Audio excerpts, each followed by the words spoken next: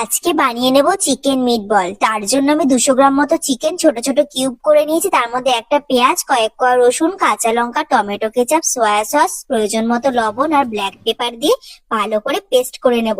তারপর হাতে একটু তেল লাগিয়ে আমি চিকেন গুলোর পেস্টটা একটা বল বল করে নেব। তারপর গরম জলের মধ্যে অল্প পরিমাণে লবণ দিয়ে চিকেন বলগুলোকে রেখে দেবো 15 মিনিটের জন্য।